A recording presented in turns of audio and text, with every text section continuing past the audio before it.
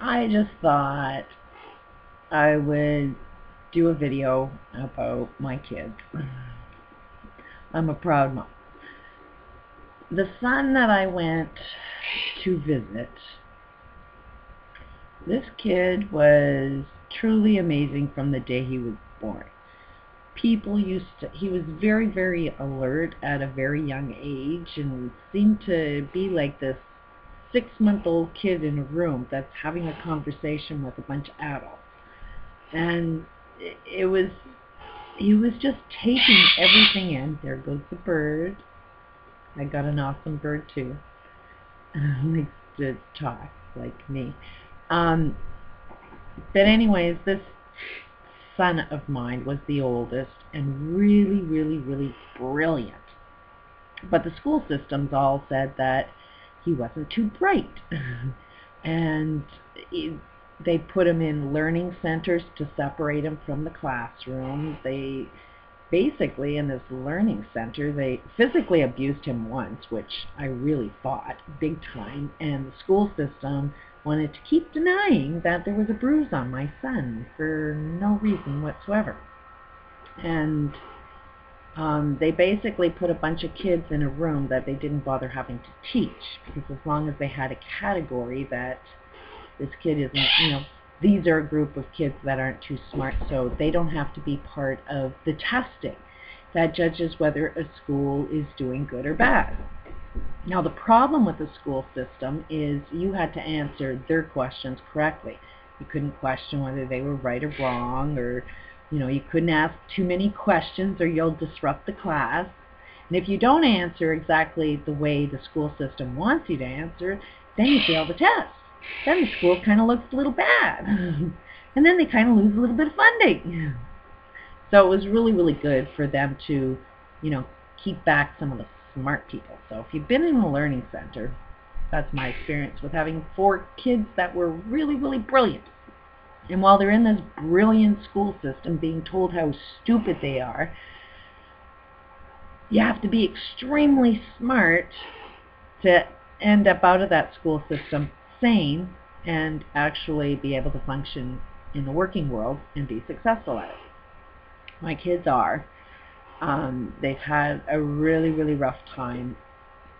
This oldest took on sort of like the father role and really feels a massive obligation to care for his family, and for me, a lot of pressure on him, which he's got to let go of because that much pressure is going to kill him, cause him way too much stress. And I'm doing okay, but he really worries about his mom. So this is a kid that, when I had to leave this really bad abusive marriage, we had no place to look after the dog, so he took in the dog, even though he didn't really have a place. He made everything work so he could keep the family pets. When things were really, really challenging, he handed over his full, complete paycheck for 6 months solid. An 18-year-old child going to work, full-time job, and just handing over your paycheck to make sure that your sisters had a place to live. Like, I paid for half and he paid for half, but I couldn't have done it without his half. And he just did it all on his own. I'm so proud of this kid. He truly is a gem, and I'm so lucky to have a son like him. Super, super intelligent. I mean, he could talk to you about... Actually, he's had conversations with people that have graduated from medical school, and he can carry on a good conversation and even make them question how much they know if they have a conversation with him. Knows a lot about every engineering field. There's just not too much this kid doesn't know. And he's really interesting to talk to. You'll learn an awful lot talking to this kid. And raising such a smart, intelligent kid is the challenge, because they're always smarter than you. So in order to raise a child like that, you always got to be one step ahead of a genius to be able to parent well. So he's been a challenge. He's taught me more about life than my parents ever did, than any adult combined my kids have taught me. I've got two really, really amazing daughters that are equally talented in their own chosen interests. And I have another son that I am too proud of. He's kind of married somebody that's kind of pushing family away. That part I don't understand, why family is not important to that one son that I love and miss and still think he's really, really special. He used to make me laugh all the time. Just wish he could find his way back to family. But in the meantime, I got 3 kids that I'm truly, truly blessed with having. And I don't know about a few other adults, but it galls me to think that adults are concerned with creating a better world for your children and not actually do what you can to make sure they have a better future. So if anybody kind of wonders what it is that I'm doing with this channel, kind of gained an awful lot of information about all systems, education, political, justice, economics, you name the system. I've had some kind of involvement in it. Kind of looked at why everything was wrong. Kind of wondered what would it take to actually fix a lot of it.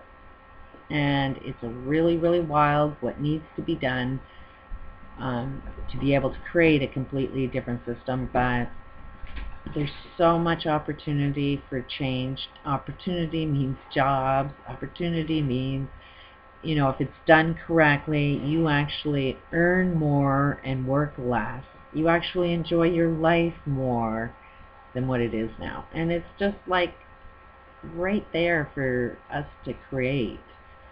We just have to want it. And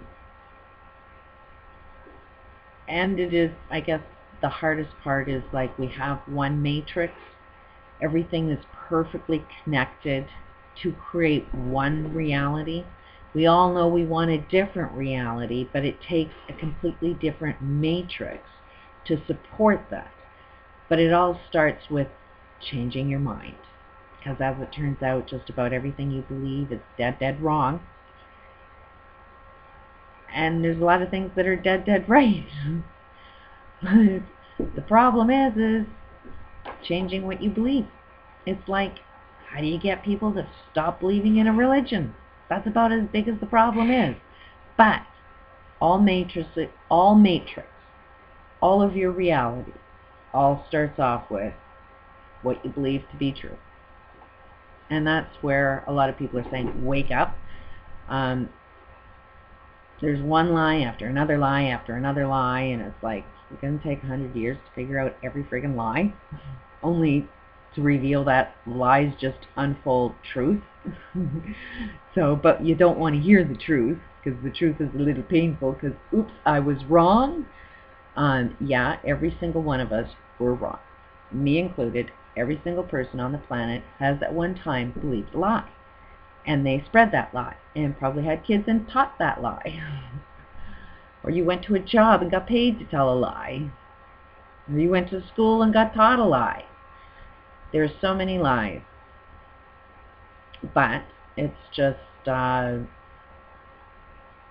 to the right school and learning what truth is, because all of it makes a lot of common sense. All of the truth is like, yeah, this is not news. It's like WikiLeaks.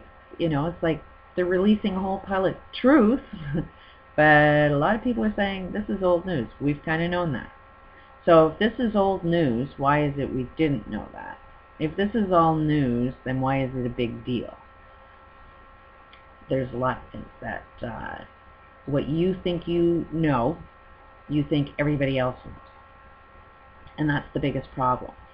You know, it's almost like the truth of everything, every single thing you ever knew was like in this one spot. But this one spot multiplied into 2. And so that means 2 carry all complete answers, but it's now separated into two people who can't get along, male, female. Then they multiplied and had more. So now all information is divided into, what is it, 1, 3, 4, 5, 6, 7, and then that multiplies them all. I'm not going to do the math while I'm doing a video, but you do the math. If everything multiplies to the point where we have this much of a population, truth is divided by how many people are on the friggin' planet. Now, if we all collapsed into one again, we're able to have a peace table and sit down and listen to what's on everybody's minds, then we would know everything again. We'd be back home. That's sort of like fractals. Everything is fractured into billion different pieces, and it's like now we've got to put these pieces of the puzzle back together again, and that's about as bad as it is. Like, destroy the whole freaking planet or put the puzzle together, and let's create a better world for our children, because that, at the end of the day, is the only thing that motivates me.